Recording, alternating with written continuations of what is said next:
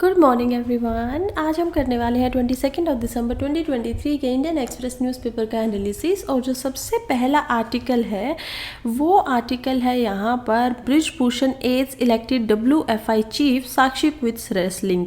तो क्या बात हो रही है यहाँ पर? बात की जा रही है कि किस प्रकार से हमारा GS पेपर 4 जो है उसके अंदर एक ऐसी केस स्टडी बनाकर आपसे पूछी जा सकती है, क्योंकि पिछले 2 साल से ये मुद्दा काफ़ी उछाल ले रहा है। इसके अलावा भी केस स्टडी के रूप में आ सकता है। सेकंड GS4 में ही आपसे पूछा जा सकता है करप्शन इन सब स्पोर्ट्स, राइट। तो ये इस मुद्दे पे देखा जा सकता है। थर्ड यहाँ पर आपसे आ सकता है GS पेपर 2 के अंदर women empowerment and social justice के अंदर सोशल जस्टिस आपसे पूछा जा सकता है कि किस प्रकार से जो वुमन की स्थिति है स्पोर्ट्स के अंदर वो कैसी है एंड उसके सॉल्यूशंस क्या क्या हो सकते हैं। सो देखिए, सबसे पहले आज की न्यूज़ की तरफ बढ़ते हैं। न्यूज़ बता रही है कि किस प्रकार से एक इलेक्शन हुआ था WFI का। अब WFI क्या है? Wrestling federation of India. उसके जो प्रेसिडेंट होंगे उनके लिए इलेक्शन होता है, और ऐसा बोला गया है तीनों रेसलर्स द्वारा। आप यहाँ पर फोटो देखिए, ये है इधर विनेश फोगाट, बीच में आप बजरंग पुनिया को देख पाएंगे, और इधर है साक्षी मलिक। तीनों ने अपने रोते हुए ये बात काफ़ी दिल पर पत्थर रख के ये बात बोली है कि किस प्रकार से जो जिनके खिलाफ ये प्रोटेस्ट कर रहे थे, ब्रिजभूषण जिनका नाम है, वो उन्हीं का जो राइट हैंड, इनके द्वारा एक शब्द इस्तेमाल किया गया है कि वो उनका राइट हैंड जो अब दोबारा बनने वाला है वो है संजय सिंह। कि उन दोनों में जितना ज़्यादा प्यार शायद ब्रिजभूषण को अपने बेटे से नहीं होगा, उतना ज़्यादा ब्रिजभूषण को प्यार जो है वो संजय सिंह से है, और ये संजय सिंह ब्रिजभूषण का ही बिजनेस पार्टनर है। तो ये चीज़ बोलते हुए कहते हैं कि हमें उससे रिलेटेड कोई भी WFI में नहीं चाहिए, और इनको संजय सिंह ने हराया है अनीता जी को। अनीता कौन थी? अनीता खुद एक पहले ही WFI की आपकी रेसलर रह चुकी हैं, और कॉमनवेल्थ में उनके मेडल आए हुए हैं। तो उनको ये हरा के 40 से 7 यानी 7 जो सीट्स मिली हैं वो मिली हैं अनीता को, और 40 वोट्स जो मिली हैं वो मिली हैं इनको, संजय सिंह को। और उसके बाद ये इलेक्शन जीत जाते हैं। इसी के ऊपर तीनों रेसलर्स दोबारा प्रेस कॉन्फ्रेंस बिठाते हैं, और उसमें बताते हैं कि किस प्रकार से उन्होंने एक लड़ाई लड़ी जिसमें वो हार चुके हैं आज, और वो बिल्कुल नहीं चाहते कि उसी का ब्रिजभूषण से रिलेटेड या उस जैसे आदमी वहाँ पर WFI के अंदर रहें। इसके अलावा इनकी मांग थी कि कम से कम एक फीमेल किसी न किसी पोजीशन पे जरूर होनी चाहिए, या फिर कोई कमेटी होनी चाहिए वुमेन डेवलपमेंट, या फिर कोई ग्रीवियंस की कमेटी होनी चाहिए। ऐसा कुछ भी नहीं किया गया है। इनका बोलना है कि अगर आप इलेक्शन के रिजल्ट्स को उठाएंगे तो एक भी पोजीशन ना पहले किसी महिला को दी गई थी, ना आज किसी महिला को मिली है, not even a single position. इसी के बाद में साक्षी मलिक उठती हैं और बोलती हैं कि वो अगर यही होने वाला है, यही फ्यूचर है WFI का, तो वो आज ही से क्विट करती हैं, अपनी रिटायरमेंट ले लेती हैं रेसलिंग से। उनको नहीं खेलना है अगर इसी प्रकार से आगे भी होने वाला है तो ये एक हमारे लिए न्यूज़ थी जो कि इम्पोर्टेंट हो जाती है। लेकिन हम इस मुद्दे से बढ़ के थोड़ा सा और इसमें देखते हैं कि क्या किया जा सकता है, रिजल्ट क्या होना चाहिए इस चीज़ों का। देखिए, ये एक बहुत बड़ी समस्या है। इससे कोई भी ऐसा नहीं है कि कोई अवगत नहीं है। अगर आपको नहीं पता है तो पता होना चाहिए कि देयर इज़ अ सेक्सुअल, आप देखेंगे sexual harassment in workforce, right. क्योंकि स्पोर्ट्स में आप वर्कफोर्स नहीं मान रहे और हैरेसमेंट यहाँ पर भी होती है, तो इसी के बाद में विशाखा गाइडलाइंस बनी हुई है। कौन सी गाइडलाइन बनी हुई है? विशाखा गाइडलाइंस। और विशाखा गाइडलाइंस ये बताती हैं कि किसी भी वर्क प्लेस पे या किसी भी जगह पर जो एक औरत काम कर रही है और उसके साथ कभी भी कोई भी सेक्सुअल हैरेसमेंट किया जाता है, तो उस समय पे इन गाइडलाइंस के अंतर्गत रहते हुए वैसा ही ट्रीटमेंट और प्रोसीजर होना चाहिए अगर कोई महिला किसी के खिलाफ जाकर यहाँ पर क्वेश्चन उठाती है। तो बिल्कुल जो इम्प्लीमेंटेशन है विशाखा गाइडलाइंस का, वही इम्प्लीमेंटेशन स्पोर्ट्स के अंदर भी आना चाहिए, because they are also working there kind of. If अगर कोई प्लेयर किसी दूसरी कंट्री में या कहीं पे भी खेलने जा रहा है और उनके साथ कोई वुमन नहीं है, एज अ मेल कोच जा रहे हैं उनकी टीम के साथ भी, और उसके बाद वो एक वर्क पे ही गए हो, अगर उनके साथ कुछ गलत होता है, कुछ ऐसी हरकत होती है, तो वहाँ पे पहली बात तो विशाखा गाइडलाइंस को इम्प्लीमेंट करना चाहिए। दूसरा क्या हो सकता है यहाँ पे, मेंस के आंसर के हिसाब से मैं आपको बता रही हूँ। सेकेंड चीज़ यहाँ पर हो सकती है कि कभी भी गेम्स होते हैं तो उसमें हमेशा जो गर्ल्स की टीम होती है या वुमन की टीम होती है उसके साथ एक फीमेल कोच को ही भेजा जाना चाहिए।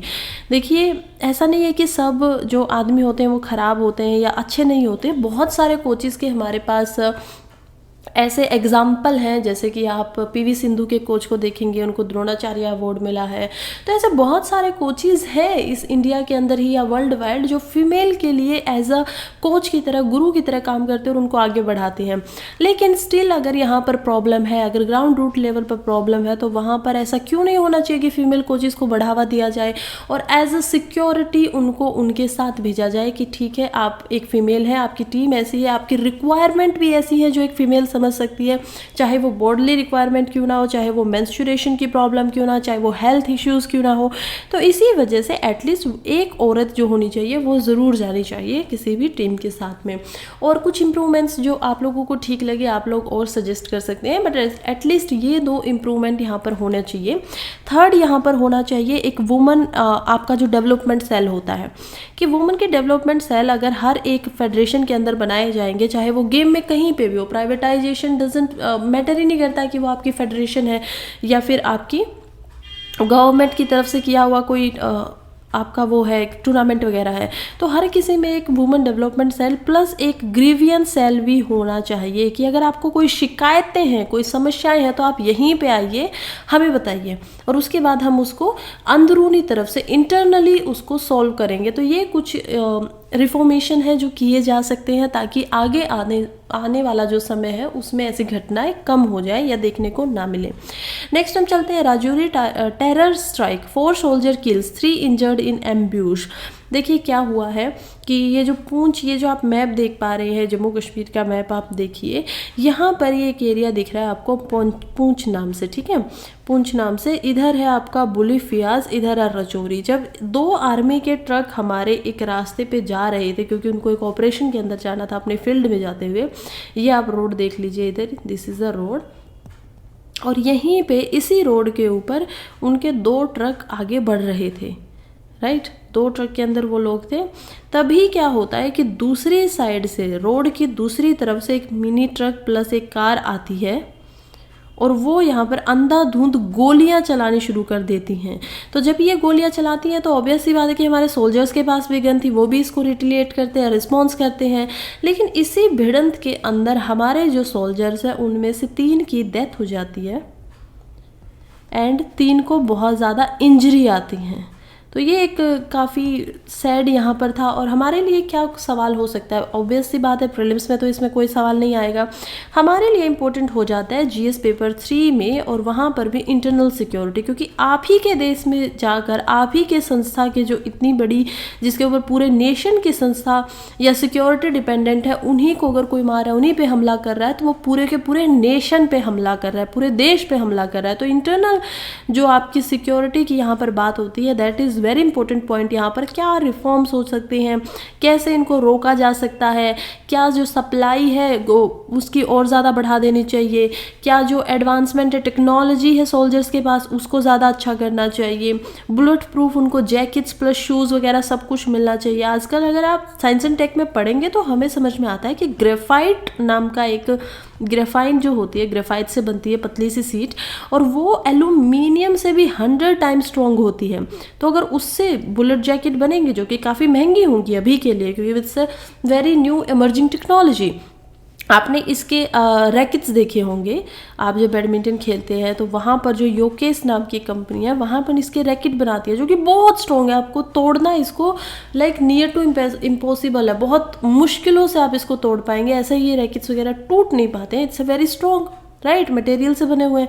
तो ऐसे ही कुछ नई टेक्नोलॉजी का इस्तेमाल करना चाहिए जब सोल्जर्स के लिए हम बुलेट प्रूफ जैकेट्स बनवा रहे हैं, या फिर उनके लिए एक फुल सूट ऐसा बनवाया जाना चाहिए। हेलमेट्स वगैरह पे ज़्यादा ध्यान देना चाहिए, उनको टेक्नोलॉजी की, उनके गन्स को ज़्यादा एडवांस बनाना चाहिए, उनके जो ट्रक होते हैं उनके ऊपर, सो दैट ये होते हैं हमारे इंफ्रास्ट्रक्चरल एडवांटेजेस, या हम कह सकते हैं कि रिफॉर्म्स, कि इंफ्रास्ट्रक्चर में क्या क्या रिफॉर्म्स हो। सेकेंडली फिर हमें एक रूट कोज तक भी जाना पड़ेगा कि क्यों ये लोग हमला करते हैं, ये इंटरनली इन्हीं के होते हैं, कंट्री के अंदर ही हैं, फिर भी ये कर पा रहे हैं।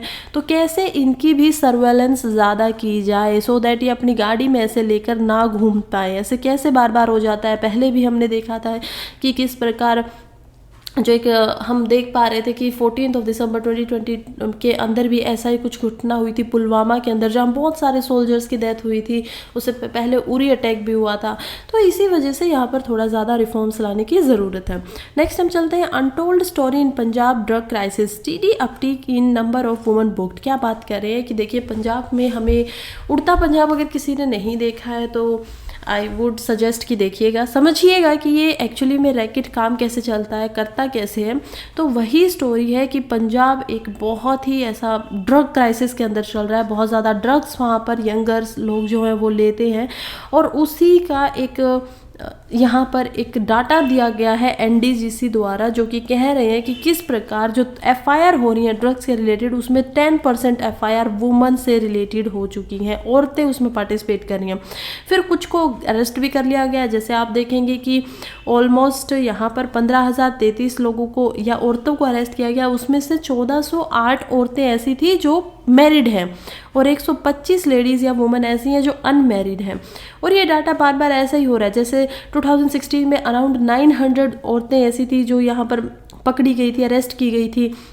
फिर 2023 में देखें तो 1148, 2022 में देखें तो 1373। बहुत बड़ा ये आपका वो देखा गया। रीजन वाइज अगर इसको बांट दिया जाए कि कौन सी जगह पे क्या मिल रहा है, तो 131 माझा के अंदर मिला है, 303 दोआब के अंदर मिला है, दोहाबा, और 731 मालवा के अंदर, प्लस 26 पौध के अंदर। तो ये सारे के सारे यहाँ पर डाटा मिले हैं।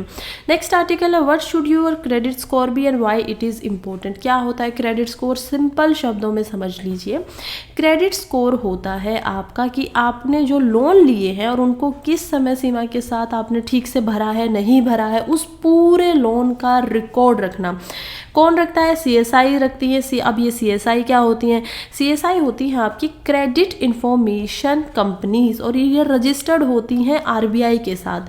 फिलहाल इंडिया के अंदर जो सीएसआई हैं वो 4 ही सीएसआई हैं, जिसमें से हम देख पाएंगे कि कैसे एक सिबिल जो सीएसआई है वो भी एक है, जिसको ज़्यादातर क्रेडिट स्कोर को सिबिल स्कोर भी बोल दिया जाता है, क्योंकि ये सबसे बड़ी वाली सीआईसी है। उसके अलावा हम देखेंगे एक्वीफॉक्स नाम से यहाँ पर है, एक्वीफॉक्स।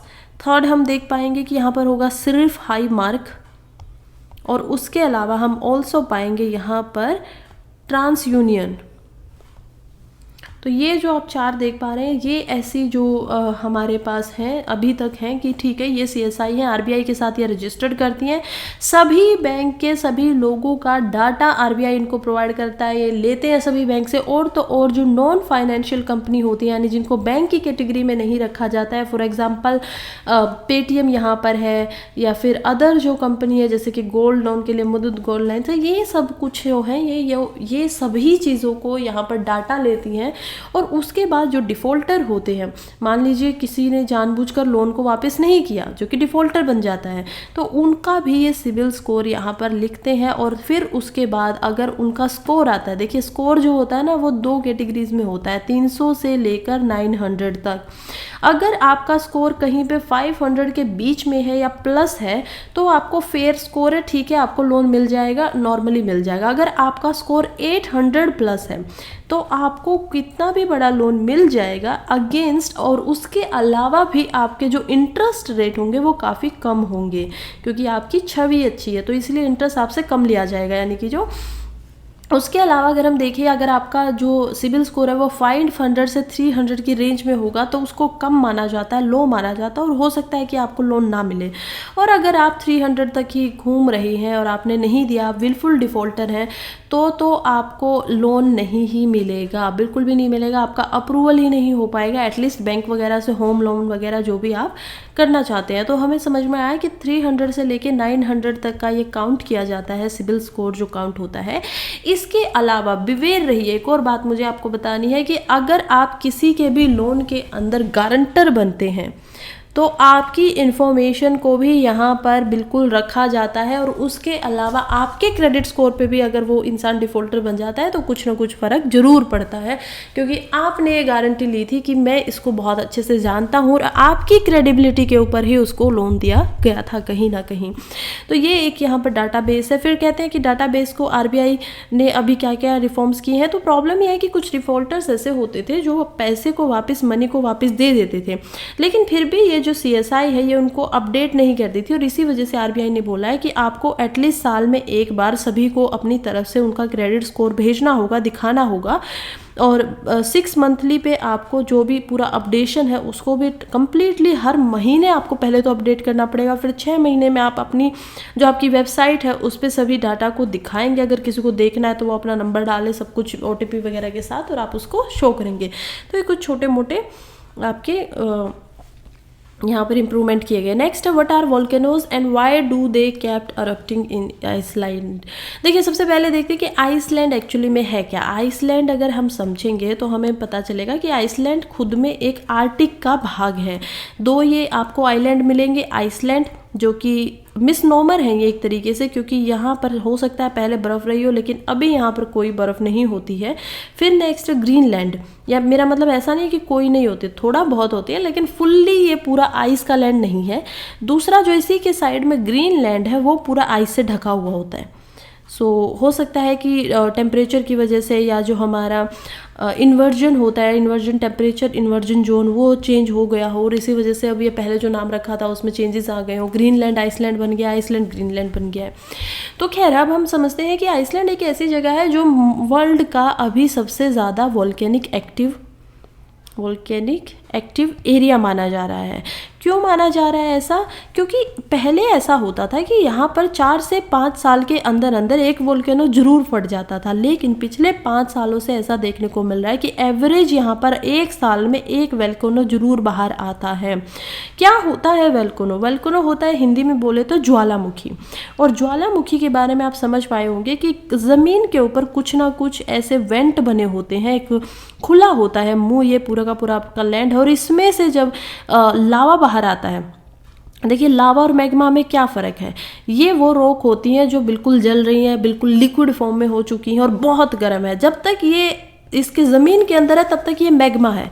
जब ये ज़मीन के बाहर आती हैं, साथ में इसके क्या आता है, एशेज वगैरह बाहर आती हैं, और आप देखेंगे तो स्मोक आपकी बाहर आती है। इसके अलावा प्रीलिम्स के लिए आप ध्यान रखिएगा कि वाटर वेपर भी बाहर आते हैं, यानी बिल्कुल सही पकड़ा, पानी भी लावा के साथ बाहर आता है। तो ये जो आते हैं बाहर, तो अब ये बन जाता है लावा। मैग्मा का नाम बदल दिया जाता है लावा, क्योंकि वो लिक्विड फॉर्म में होता है। यहाँ पर आप फोटो देखिए कैसे ये आग की तरह बाहर निकलता है, ऊपर स्मोक जा रही है। और अब हम पाएंगे कि कैसे 2-3 तरीके से वोल्केनोज वगैरह बनती हैं। पहली वोल्केनो जो बनती है वो होती है जब एक प्लेट जो है वो एक दूसरे से दूर चली जाती है।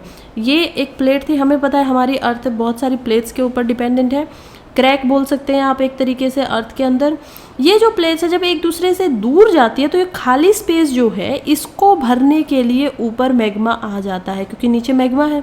तो अब क्योंकि कोई भी चीज़ आप घर पे करके देखिए इस चीज़ को, कि आप किसी लिक्विडी फॉर्म को कहीं पे रखिए और उसके साइड से जब आप खींचेंगे तो वो लिक्विडी फॉर्म ऊपर आने लग जाएगी, राइट। ये वही होता है, बिल्कुल नॉर्मल फिजिक्स का एक नॉर्मल कंसेप्ट है।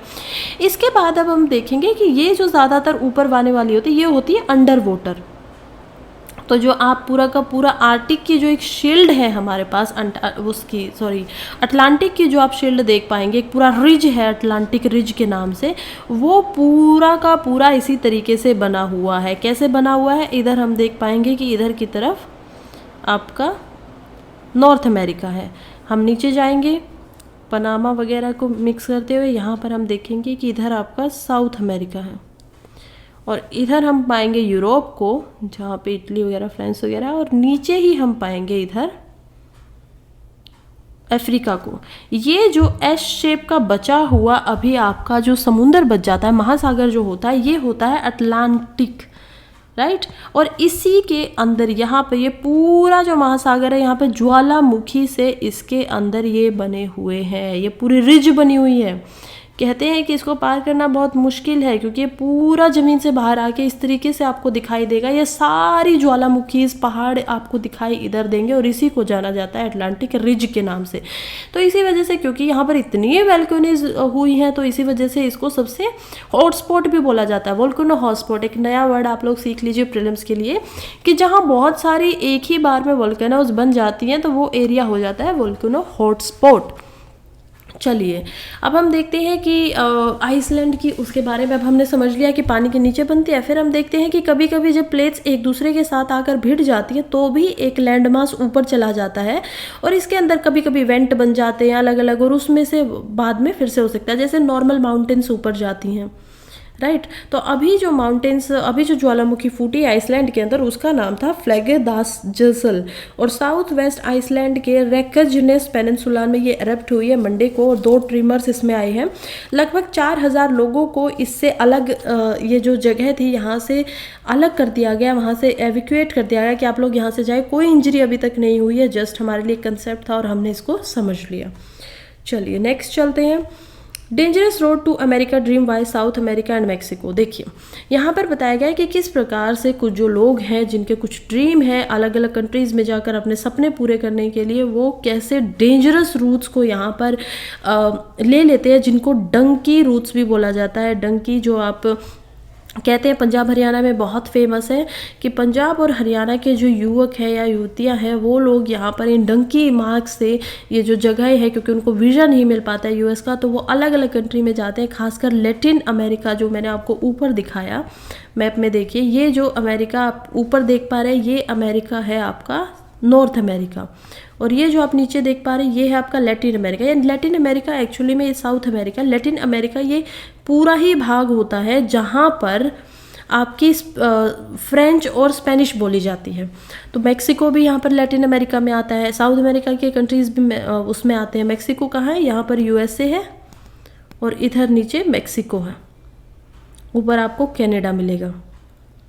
बहुत सारे लोग जो ऊपर जाना चाहते हैं, तो जब उनको यूएसए के लिए डायरेक्ट वीज़ा नहीं मिलता है तो वो लैटिन अमेरिका की कंट्रीज़ से होते हुए वहाँ पर जाने की कोशिश करते हैं। उन्हीं में से कुछ कंट्रीज़ हैं जैसे जो बोलिविया जैसी कंट्री है, वो लोग जाते ही उनको एज अ वीज़ा दे देते हैं, और अदरवाइज जैसे इक्वाडोर जैसे कंट्रीज़ है तो वो पहुँचने के बाद फिर ब्राज़ील को अगर हम देखें साउथ अमेरिका में, तो वो टूरिस्ट वीज़ा इंडियंस को दे देते हैं ऑन अराइवल, कि आप वहाँ पर पहुँच गए हैं, लीजिए टूरिस्ट वीज़ा ले लीजिए।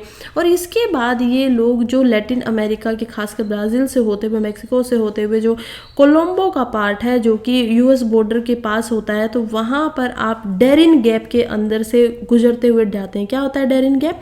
एक इतना बड़ा जंगल का ये समूह है कि यहाँ पर 8-10 दिन में आप इसको जंगल को क्रॉस कर पाएंगे, और बहुत सारे लोगों की यहाँ पर डेथ हो जाती है। अगर यहाँ पर किसी की डेथ हो गई है तो उसकी बॉडी को घर तक पहुँचना it's kind of A impossible thing, कि आपको कभी भी उस इंसान की बॉडी नहीं मिल पाएगी। और इसके अलावा सी रूट से भी कुछ ऐसा ही होता है, जैसे लंदन जाने के लिए या फिर मेक्सिको के कोस्ट के ऊपर आपको भेज दिया जाता है, जो आपके एजेंट होते हैं आपसे पैसा लेते हैं। ऐसा बहुत सारे लोगों ने अपनी अपनी स्टोरी बताई है, बहुत सारे लोग आके बता रहे हैं कि कैसे 3 इंस्टॉलमेंट में, पहला इंस्टॉलमेंट जब आप इंडिया से निकलते हैं, फिर आप मेक्सिको या किसी जगह पे पहुंचते हैं, फिर लास्ट इंस्टॉलमेंट आपका होता है जब आप बॉर्डर को पार करने वाले होते हैं, यूएस के बॉर्डर पर जरा पहुंच जाते हैं। और अगर आप उनको पैसे नहीं देंगे तो वो आपको शूट कर देंगे, वहीं पर मार देंगे, और उसके बाद फिर आपको कहीं मेक्सिको से या किसी अलग जगह से आपको यूएस के अंदर एंटर करवाया जाता है, यूनाइटेड नेशंस में। और वहाँ पर भी अगर आप पकड़े जाते हैं तो आपको जेल के अंदर रखा जाता है, और उसके बाद अथॉरिटीज़ पे डिपेंड करेगा कि आपको असाइलम मिलना चाहिए या नहीं मिलना चाहिए। असाइलम क्या होता है? असाइलम एक ऐसी जगह है, एक हॉस्टल की तरह आप उसको इमेजिन कर सकते हैं, जहाँ पर आपके लिए आपके कंडीशंस को देख के कि आपका कहीं पे भी कोई नहीं है, आपके पेरेंट्स नहीं है, आपको कहीं पे भी भेज दिया जाए, तो एज अ मानवतावाद के लिए, ह्यूमैनिटेरियन अप्रोच के लिए आपको वहाँ पर रखा जाता है। ज़्यादातर असाइलम्स जो अंडर एज बच्चे होते हैं उन्हीं को प्रोवाइड किया जाता है। तो ये एक स्टोरी है कि इतना कुछ होने के बाद इतने सारे लोगों की डेथ हो जाती है, फिर भी लोग वहाँ पर जाते हैं। बहुत सारे खुद ऐसे पंजाब के सोशल मीडिया अकाउंटर हैं जो जंगल ऑफ पनामा को और अलग अलग जगहों की बहुत सारी वीडियोस को डालते हैं और कहते हैं प्लीज़ इन रूट से कभी भी ना जाएं, अपना हार्डवर्क कर लो, नहीं कर सकते तो अपनी ही कंट्री के अंदर, इंडिया के अंदर कुछ काम ढूंढ लो, इन जगहों से आप लोग जाने की बाहर ना सोचें। तो वो एक तरीके से चेतावनी देते हैं, लेकिन फिर भी ये पॉपुलेशन जो है बहुत ज़्यादा जा रही है। नेक्स्ट हम चलते हैं ए वैली ऑफ ग्रोथ।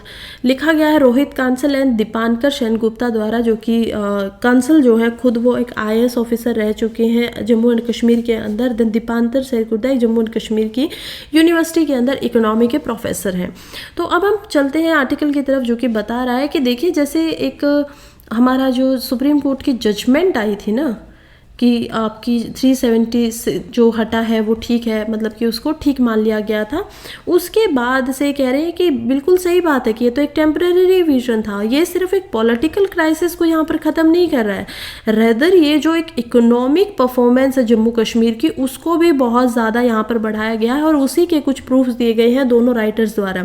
पहले ये बताते हैं कि इस जो जजमेंट है इसमें अगर हम 4 साल, जो अभी तक 4 साल में इम्प्रूवमेंट हुए हैं जम्मू एंड कश्मीर में, तो उसकी अगर बात किया जाए तो हम देख पाएंगे कि टेरर इंफ्रास्ट्रक्चर काफ़ी कम हो गया है। पहले जहां आर्मी के सोल्जर्स के ऊपर स्टोन पेटलिंग होती थी, लोग पत्थर मारते थे, वो अब एक हिस्ट्री बन चुकी है, वैसा अब कुछ भी दिखाई नहीं देता है होते हुए। इसके अलावा बात किया जाए तो टूरिज़्म यहाँ पर काफ़ी बड़ा है, लोग आ रहे हैं तो ऑब्वियस सी बात है कि टूरिज़्म बढ़ रहा है। डेस्टिनेशन ऐसा माना जा रहा है कि 300 नई डेस्टिनेशन बना दी गई हैं जिसके ऊपर आप जाकर ट्रैवल कर सकते हो। इसके अलावा यहाँ पर यह भी बात है कि ट्रेड एंड कॉमर्स भी बहुत ज़्यादा ऊपर बढ़ा है, क्योंकि आ सकते हैं अंदर, एक्सपोर्ट एंड इंपोर्ट दोनों चीज़ें हो सकती है। पहले के यहाँ पर लैंड एक्विजिशन के काफ़ी दिक्कत थे, दैट मीन्स कि आप कोई भी वहाँ पर लैंड जाकर नहीं खरीद सकता था। Old rules of Jammu and Kashmir के कॉन्स्टिट्यूशन में लिखा गया था, हालांकि अभी तक इस पे काम नहीं हुआ है, तो ऑथर्स का बोलना है कि इस पे भी काम किया जाना चाहिए लोगों को, क्योंकि जम्मू एंड कश्मीर ऐसा हुआ है कि 30 साल के बाद पहली बार अब जम्मू एंड कश्मीर के अंदर सिनेमा पहुँचा है कि लोग जाकर अपने हिसाब से अपने फ्रीडम जो है एक आज़ादी के साथ ज़िंदगी जी सकते हैं। और ये भी माना गया है कि 6 मिलियन से ज़्यादा, 60 लाख से ज़्यादा ऐसे बच्चे आए हैं जिन्होंने अब इस टाइम फ्रेम के अंदर अलग अलग स्पोर्ट्स के अंदर अलग अलग खेलों में पार्टिसिपेट किया कि कहाँ, तो उनको सबसे बड़ी प्रॉब्लम यही थी ना कि बच्चों का माइंड वॉश हो जाता था, ब्रेन वॉशिंग कर देते थे, तो अब उन्हीं को ठीक दिशा में लगाया गया, स्पोर्ट्स के अंदर लगाया गया। ऐसा ही कुछ हमें, अगर मैं आपको 1 साल पहले का एग्जाम्पल दूँ तो ओडिशा एंड झारखंड में भी देखने को मिला कि वहाँ पर भी जो नक्सली बच्चे थे उनको स्पोर्ट्स की किट भेजी गई, उनको स्पोर्ट्स के आपको जो भी कपड़े थे वो दिए गए, स्पोर्ट्स खेलने के लिए चीज़ें दी गई, सो दैट वो लोग भी अपने आप को आगे बढ़ा सके और उनके ऊपर भी ऐसा ना हो कि उनको, क्योंकि बेसिकली उनको उस वैसी जगह में रहने दिया गया तो उनको ऐसा ही ना छोड़ा जाए, और स्टेट भी अपनी तरफ से कुछ चेंज लेके आए। तो ये बिल्कुल एक अच्छा पॉइंट है जिसको आप लिख सकते हैं, क्योंकि 2-3 बार इस पॉइंट्स को अलग अलग गवर्नमेंट के द्वारा ट्राई कर लिया गया है और उसके बाद इसके रिजल्ट और आउटकम भी काफ़ी ठीक निकल कर आए हैं। फिर कहते हैं कि जो प्रोजेक्ट 2002 में सोचा गया था कि एक रेल लिंक होनी चाहिए कश्मीर के साथ, जिसको जोजिला टनल भी बोलते हैं रेल लिंक के लिए, वो टनल अभी तक ठीक नहीं हुई थी, अब बनी नहीं थी, लेकिन वो टनल आज के समय के अंदर बन चुकी है, कंप्लीट, ऑलमोस्ट कंप्लीट होने वाली है। लद्दाख के अंदर भी ऐसा इंफ्रास्ट्रक्चर में इंप्रूवमेंट देखने को मिला है, और ये सब ग्रोथ जो है ये साथ में प्रोडक्टिव कैपिटल को भी बढ़ा रही है लोगों को। जब हम 2020 का डाटा, उससे पहले का डाटा देखते थे तो हमें पता चलता था कि हिमाचल प्रदेश या जो और हिली उत्तराखंड जैसी स्टेट्स हैं जो हिल्स के ऊपर ही बनी हुई है, लद्दाख को ही हम कंपेयर कर सकते हैं, उनका जब जीडीपी और पर कैपिटा निकाला जाता था तो वो ऑलमोस्ट डबल निकल कर आता था जम्मू एंड कश्मीर से। तो ये कहते हैं कि बिल्कुल अभी गवर्नमेंट की तरफ से भी अगर बात किया जाए तो गवर्नमेंट इतना ज़्यादा एसडीजीपी हमें दे रही है, और स्टेट का जो जीएसटी कंट्रीब्यूट करता है गवर्नमेंट को, लेकिन इतना ज़्यादा मिलने के बाद भी उत्तराखंड और हिमाचल प्रदेश से जम्मू कश्मीर पीछे रहता था, और थोड़ा बहुत नहीं, 50% तक पीछे रहता था। लेकिन अब कंडीशन सुधर रही है, अब लोगों के पास पैसा भी आ रहा है, ट्रांसपोर्ट के ऊपर यहाँ पर हाई ग्रोथ देखने को मिल रही है कि लोग अच्छे से काम कर पा रहे हैं। इसके अलावा इकोसिस्टम बढ़ रहा है, हाई क्वालिटी गवर्नेंट मैनेजमेंट भी दिखाई दे रहा है। तो कह रहे हैं कि देखिए अब जो चेंजेस लाए गए हैं ना 2019 से लेकर अब तक को, उनको कोई नकार नहीं सकता, और ये कमिटमेंट है वन नेशन के लिए कि एक ही देश है। और इसी के साथ लीगल डिबेट को अगर पीछे छोड़ भी दिया जाए तो इकोनॉमी और एम्प्लॉयमेंट जो है वो आज के टाइम पे ग्रोथ जो कर रहा है वो इससे ज़्यादा सच्चाई कुछ नहीं हो सकती जो पहले नहीं हुई थी। तो ये एक प्लस पॉइंट आप यहाँ पे लिख सकते हैं। नेगेटिव पॉइंट्स के ऊपर हमने आर्टिकल्स में पढ़ा कि कैसे एक नेगेटिव इम्पैक्ट भी इसका था। नेक्स्ट हम चलते हैं, एन अनइक्वल स्पेस, लिखा गया है शिवानी नाग एंड मानसी थापा लयाल नावानी द्वारा, दोनों के दोनों ही प्रोफेसर्स हैं स्कूल ऑफ आपका education studies eight BR Ambedkar university के अंदर। इन्होंने बताया कि कैसे पार्लियामेंट के अंदर एक सवाल उठा था, और इस टॉपिक को पहले भी कवर किया है। पार्लियामेंट में सवाल किया गया था वो किया गया था मनोज झा के द्वारा। मनोज झा यहाँ पर पूछते हैं हमारी जो वुमेन एंड चाइल्ड डेवलपमेंट की मिनिस्टर है स्मृति ईरानी कि आप लोग मैंस्चुरेशनल जो लीव है, जो मैंस्चुरेशन के अंदर औरतों को लीव मिल जानी चाहिए, पेड लीव मिल जानी चाहिए, जो कि अलग अलग कंट्रीज़ में डेवलप कंट्रीज़ दे रही हैं, वो इंडिया में क्या स्टेटस है।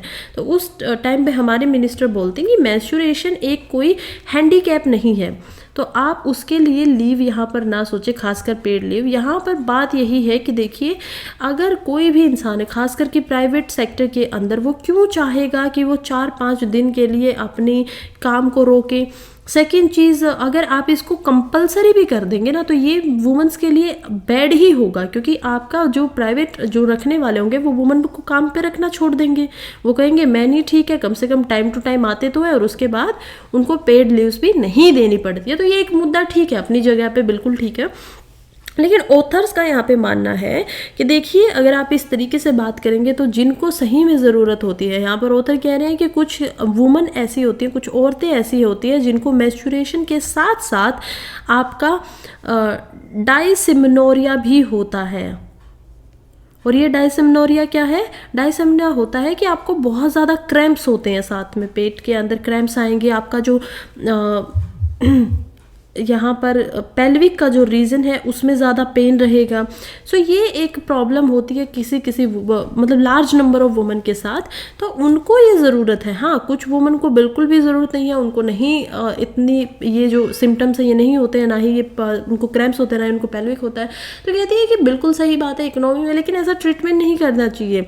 अवेयरनेस बढ़ाने की यहाँ पर काफ़ी ज़्यादा ज़रूरत है कि लोगों को ये बात पता होनी चाहिए कि अवेयर रहे इंसान, और ऐसी ऐसी प्रॉब्लम्स हाँ यहाँ पर हैं, लेकिन आप ऐसे ना करिए कि इतना बुरे तरीके से ट्रीटमेंट ना दिए। तो एक तरीके से ये उनको बोल रही है कि मेंस्ट्रुअल लीव कोई खुद में प्रॉब्लम नहीं है, ये जस्ट हमारे जो वर्क स्पेस बनाया गया है ना, वो एक तरीके से सिर्फ आदमियों को ही दिमाग में रख के बनाया गया है, ऐसा थॉट यहाँ पर दोनों ऑथर्स की तरफ से दिखाई दे रहा है।